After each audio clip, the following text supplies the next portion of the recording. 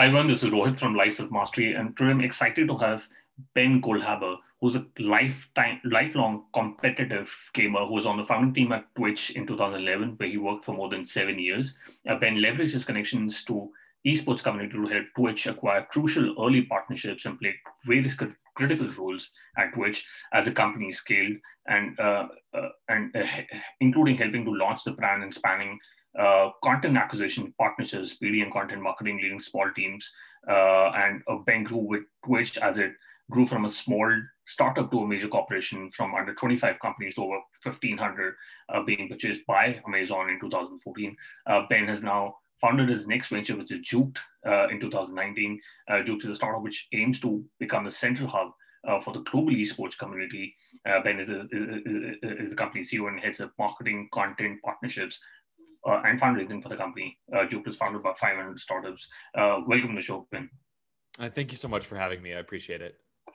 Absolutely.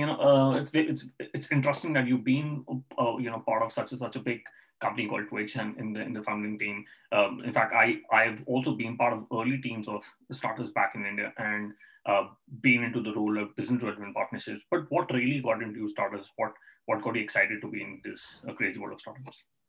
Well, I think my story is maybe, I don't know, maybe similar to others, maybe different from others, because I never had this intentional decision of I want to get into a startup or I want to work in a startup environment. It was more my passion for esports set me up to get a job at Twitch in the first place. So I actually, most of you listening to this probably know about esports. You probably have been hearing about it over the last 5 years as it's grown exponentially. But I started playing games competitively all the way back in the early 2000s, like 2001, 2002, when the term esports didn't even exist yet. So it's no stretch to say I've been involved in this industry for about 20 years, and even before there was an industry. So it was my greatest passion, and I became extremely involved in the esports space. No one was making any money, but I was creating content, I was organizing tournaments, I was playing in tournaments, and that was all really the perfect experience to land me a job then at Justin TV, which was my first job straight out of college. I joined the team to help them build Twitch, to help them build their gaming outreach team, because I already had these connections in the space. So I think I'm one of the very lucky few who is able to take a passion and then make a career out of it, and just so happened to be at a small startup like Justin TV that went through that exponential growth. Got it. And what made you start Juked? Very interestingly, before the call, we also talked about that you big on esports, and you somehow feel that esports could be bigger than national sports, especially it's very true in 2020.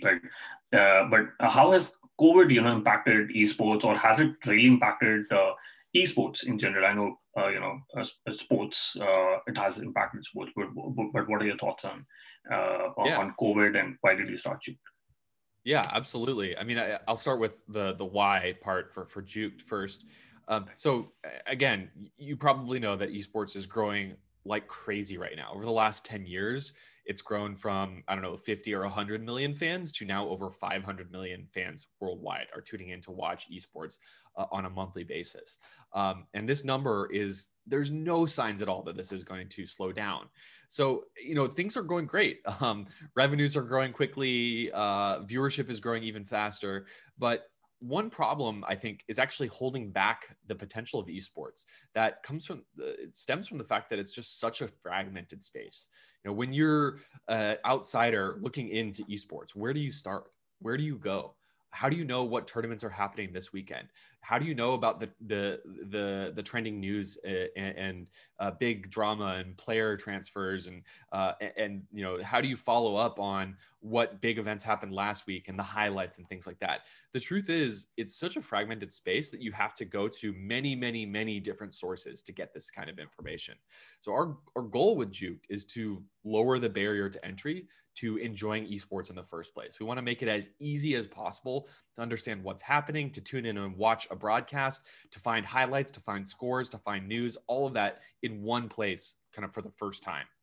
So really, I think our mission is to accelerate the growth of esports even further by making it easier to consume this content, because frankly, it's quite difficult right now. And to talk about COVID just a little bit, I think obviously everyone knows that traditional sports was completely dead for a little while this year. There's a couple months where no traditional sports were happening anywhere in the world. Right. But during that time, esports was able to flourish. So, it hasn't been all positive, obviously. Many events were shut down in esports as well. Esports does tend to happen typically in sports stadiums with 20,000 fans. So it's not good that isn't able to happen right now. But esports can be played online. So that really is this differentiating factor, which allowed esports during that period to continue to grow, continue to have more and more events around the world and get new fans. Because frankly, there are a lot of sports fans that were craving that competition, and they actually found it in esports. So on the whole, it's hard to say COVID was a net positive for anything in the world. I think is just such a terrible, terrible thing that we're still struggling through. But in the case of esports, it was actually an opportunity to gain new fandom. Yeah. Yeah, about COVID, I think every day above ground is a great day. But who do you think are the other demographics of esports? Is it people who have high household income and majority of them are men, or what are your thoughts on the demographics? Well, more now than ever, esports fandom is fairly split evenly between male and female fans. I think obviously, yes, it does tend to skew towards men, but certain games are coming out like Overwatch or Valorant, some of these newer games that are a bit more inclusive with their character design and things like that, that are definitely making esports in general bit more diverse in terms of its fan base and in terms of just who is represented in the games themselves. So that's a trend that's been happening consistently over the last couple of years, and I think is only going to continue to happen, especially as esports does begin to replicate a bit more of traditional sports models and bring in fans. We're starting to see city-based teams. So you've got the Los Angeles Gladiators versus the Shanghai Dragons in Overwatch League, and that brings in fans in a much more inclusive way. But I think, yeah, if you look at all of the market research on esports, the average fan is actually much more wealthy than your average internet user and much more educated as well. So it is definitely a super attractive audience for advertisers. Got it. And when you look at Juke, you have product features like streams, news, and content, and other features. But are you focusing on creating streams, or would you also be creating on products on games going forward? Yeah. So if you go to Juke today, we're taking all of this vast world of esports and making it more digestible in a single package. And part of that for us is aggregating content. But another part of that for us is creating content ourselves. So we've begun over the last 3 months to create our own original content on all of our social media channels, as well as on the site itself, writing, editorial. Over the next 6 months, our plan is to launch a podcast that covers all of the biggest news in esports, as well as additional shows that really break down everything need to know about what's happening in esports, from trending news to predictions for tournaments and things like that. So for us, I think there's a huge opportunity in original content. Actually, a big niche is not being filled right now in esports. So that is something that we're really excited about. And I wanted to understand how do you market your product? Since you have a lot of listeners who are trying to either start their businesses or grow the businesses, how do you get those first 1,000 or 10,000 or 100,000 users, especially it's a B2C product? Well, for us, we really built, as esports fans, we built Juked based on our own needs and our own pain points. And so the moment that we actually launched Juked, we were able to just get a good amount of traction right away, because this is a product that the esports community in general has been looking for and asking for and discussing. I mean, I can't tell you the number of times I've talked about this problem over the last decade with industry insiders, community members, friends, influencers throughout the space, where pretty much everyone knows that it's a pain to follow everything happening in esports. So the moment that we came out with our product and said, hey, we're trying to solve this problem, we're trying to grow esports for the next generation of esports fans, I think we were able to get a lot of community goodwill and just grow organically that way. We're also obviously implementing, growth hacking and just standard marketing best practices. Making sure that SEO is really optimized has been huge for us. SEO has been one of our biggest drivers of traffic, especially over the last couple of months. We've also been able to strike partnerships in esports. I think our founding team is very uniquely positioned to do this because we have so many years of experience in the space. We know the tournament organizers who are producing the biggest events. We know the executives at esports teams. So we can strike partnerships in a really mutually beneficial way that have been able to drive a lot of traffic for us. And then we're also producing original content now, which itself can just be a acquisition channel for us. So there's a lot of different ways that we're getting or traffic, but essentially all of it's organic. We're not spending money on Google or Facebook right now. Oh, nice. And I wanted to understand how are you planning to monetize your product, or have you started monetizing your product now? Yeah, we are essentially pre-revenue right now. So the goal for us over the next 12 months is to begin a subscription model where users will be able to pay $5 to $10 per month for access to additional content and features on the site. And I think as we scale, we don't necessarily need Spotify numbers of 60% of our users as active paying subscribers. I think 2 to 3% of hundreds of thousands, if not millions, of users quickly becomes pretty lucrative. And then another model for us is as we do begin to expand our original content, direct sales and sponsorships. There's a ton of non-endemic brands that don't have a presence in esports that are looking to break into this space right now. So as we begin to build out our own properties like podcast, talk show, highlight shows, things like that, there's a lot of really great opportunities to bring those non-endemic brands into the fold with Juked. And then the last part, which we're keeping our eye on, is really sports betting and fantasy esports, where this is something that we talked about COVID earlier. I think COVID has accelerated the timelines for fantasy esports in esports betting exponentially. I think what was going to happen in 3 to 5 years is probably going to happen within the next year in that arena. So that's something else we're definitely looking at very closely. Yeah, very interesting point about fantasy esports and sports betting, because in India there's a company called Dream 11, which is now unicorn status, and I think this year itself a lot of people have started using sports betting and fantasy esports. So I totally agree on that.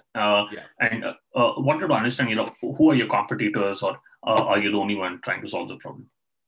We're not the only ones trying to solve this problem.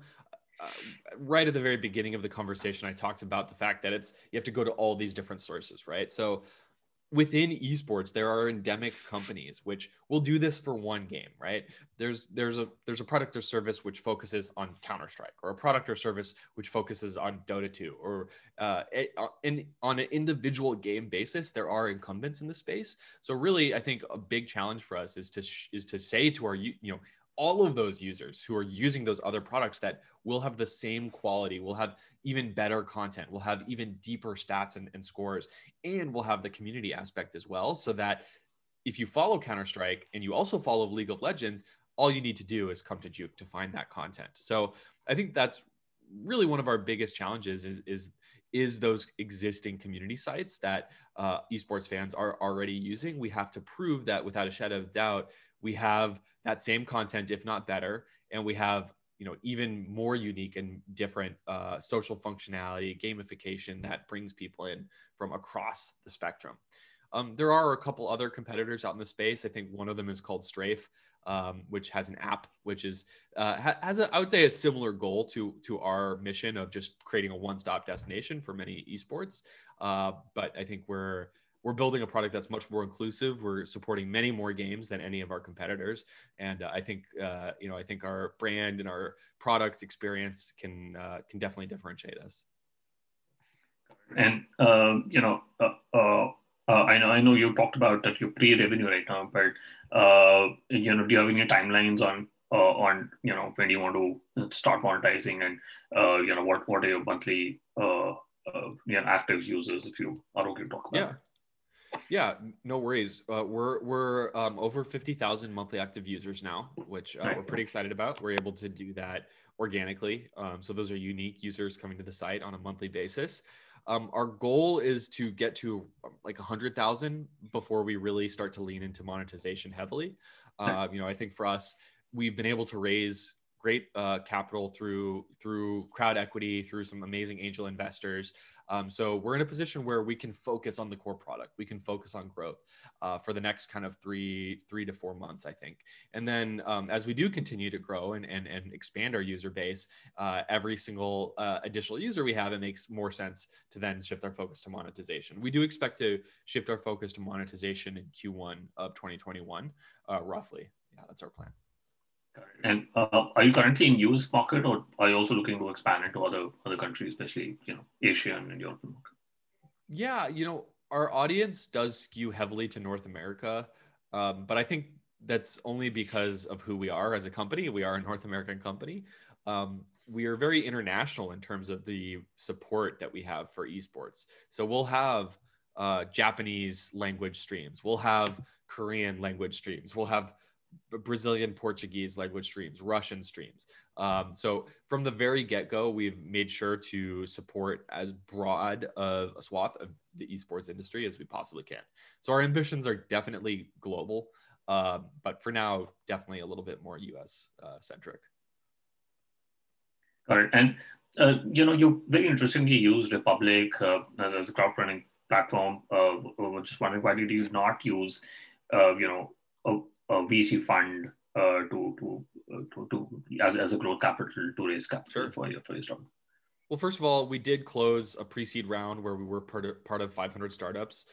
We were also backed by Novius Capital, which is an AngelList syndicate.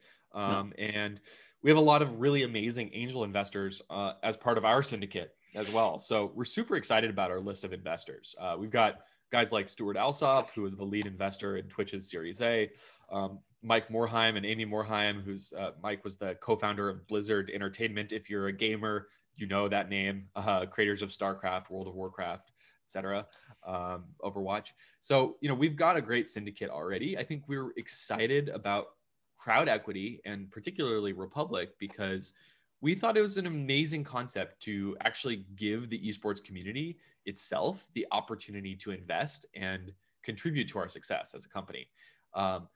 I think obviously we are going to look to venture capitalists for our next round. I think that makes a lot of sense, especially as we're closing out this crowd equity round now.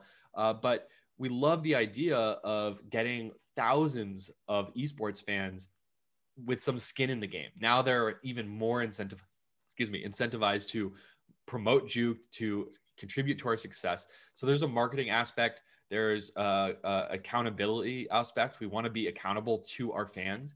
So, as perks on Republic, we're definitely giving fans access to our internal roadmap documents. We're giving them access to us as founders directly.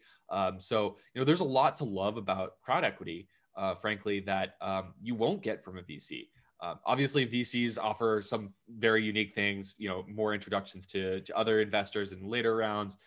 Some VCs really get their hands dirty with operations side of things, but there's a ton of upside, I think, to having thousands of your own community members actually able to invest in your company. Yeah, no, absolutely, you bang on that. And once you raise money, what are your expansion plan, and what are you going to use the money for? Yeah, we're primarily raising to accelerate development of the product, to get our content engine really going. We're currently web and mobile web only. So we need to get an app out to market. We need to launch our monetization functionality. We have a lot of social features that are in the pipeline, which we're extremely excited about. All of this takes a lot of engineering resources. So we are looking to hire at least 2 to 3 engineers over the next couple of months. That is our goal. And then also on the content side, I mentioned a podcast, I mentioned talk show, mentioned video content. We need to bring talent into the fold to do that. So those are the primary areas that we are raising against today. And that's a big part of why we're raising this equity round on Republic, is to expand our team and accelerate the development of these different initiatives. Right. And other than you, who's part of the team, or are you the only part of, are you the only founder for the company? No, my co-founder, his name is Chris Chan. He's been in esports for about as long as I have. A longtime friend. He also has the product and engineering experience. So he's got 15 years of product and engineering experience. I think way back when he helped build eBay's mobile app and things like that. So he's pretty old school and knows his stuff when it comes to product. So he's really leading that side of the company. We also have Dylan, who's our VP of engineering, writing code every day. We have a marketing guy named Logan, who was previously head of social media at a big esports team. We've also got a content manager as well, who we brought into the fold. So the team is about 6 people at this point, including a couple of folks on the engineering side, product side, myself as CEO, and then marketing and content as well. Right. And Ben, you do have a partnerships and content marketing and business development experience. So do you think, somebody who has to run a software company or a tech company they should have the technical chops, or does it make sense to for both the founders to have technical skills? Wanted to understand your thoughts on that. Sure. I mean, if I could write code, that would be awesome. But Right. it's not my background. It's not my, I don't have that kind of repertoire. So I think if you look at the typical Silicon Valley story, it usually is a couple of engineers, right, that are building a product. And one of the engineers is good at sales too. So I don't think that we followed the standard path. I think in this case, it makes sense because our business is a media company essentially, and marketing, content, partnerships are such an important part of our strategy that for us, the fact that I'm able to focus my time exclusively on those things is helpful. Now, if you're building a deep tech product that, fintech company or something like that, obviously you do need to have experience and the ability to do business development and understand legal challenges and all that. But I think in a case like that, maybe it makes more sense to have a couple of founders who are all building the product. So yeah, I don't think we took the typical route, but it was a route, it works for us, I think. Correct. And I quickly want to do the top 3. What's your favorite business book? I'm staring at it right now. I use this all the time, actually. I don't know if this is going to come up on Zoom or not. I think Measure What Matters from John Doerr is one of my favorite business books of all time because it's got this, like, the concept just sounds incredibly boring of like how to set goals and how to measure them, right? But it actually ends up being this incredibly engrossing and engaging book that's a bunch of stories about how different founders have implemented this into their companies. And I think it's one of the best books I've ever read in terms of inspiring organizational excellence. And there's a lot of really, really great nuggets in there that we actually use as a company quite a bit for setting OKRs. I really like that one. Yeah. Absolutely. I think setting up OKRs, and I think once you align it with your team, it can really work wonders. Where you need to follow and be very disciplined on this. Yeah. So you could go back in time when you started working on Juked. What is the one thing you would have focused on or done anything differently? Yeah. So I think we built Juked based on our own desires as esports fans. And I think that that's one of the best ways to have a startup idea is you have that problem yourself. I think one thing that we've discovered over time is that, and in retrospect, it is kind of obvious. Like we are like the 1 percentile of most hardcore esports fans out there. And you can't, if you're building a product for that really super intensely hardcore cohort of users, you can build a company doing that. But if it's a small group, then you have to have like really strong monetization built in, and you have to build really hardcore features for them, but maybe you can charge $25 a month or something like that.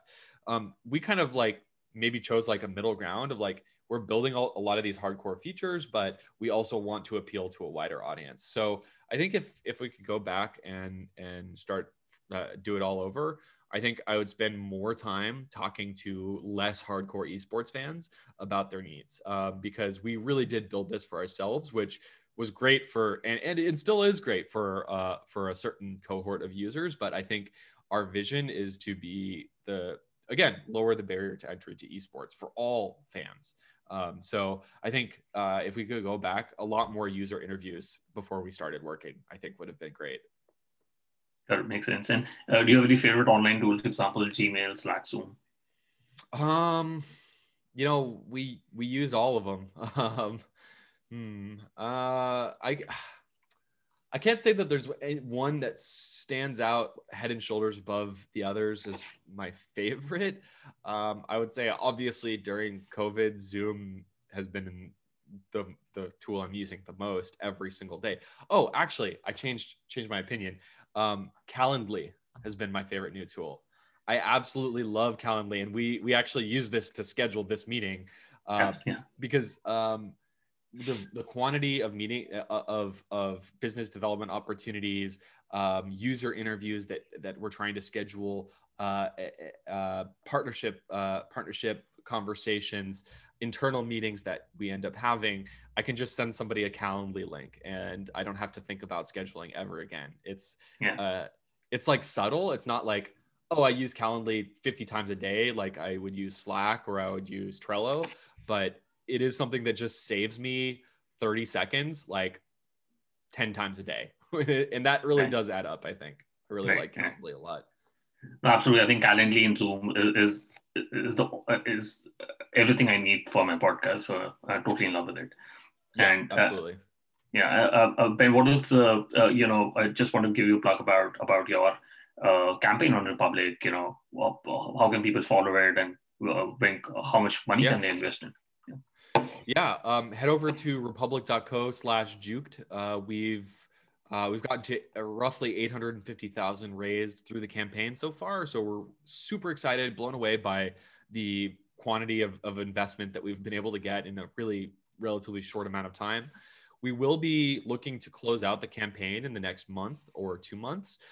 So if you're interested in investing in the future of esports, I think this is a great opportunity to do that. I would definitely recommend you go check out our page. We've got everything you need to learn about the company, our future plans, where we've been, where we're headed. So please do check us out at republic.co/juked and consider investing.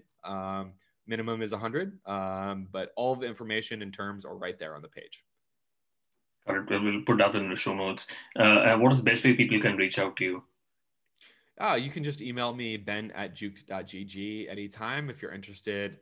Always happy to chat with other founders and give feedback and advice in case that sounds interesting to you. Or if you're interested in learning more about Juked, I'd be happy to chat about it. Right on. Thank you so much for taking the time and speaking to us. I really enjoyed speaking to you. All right. Thanks a lot, Rohit. Appreciate it.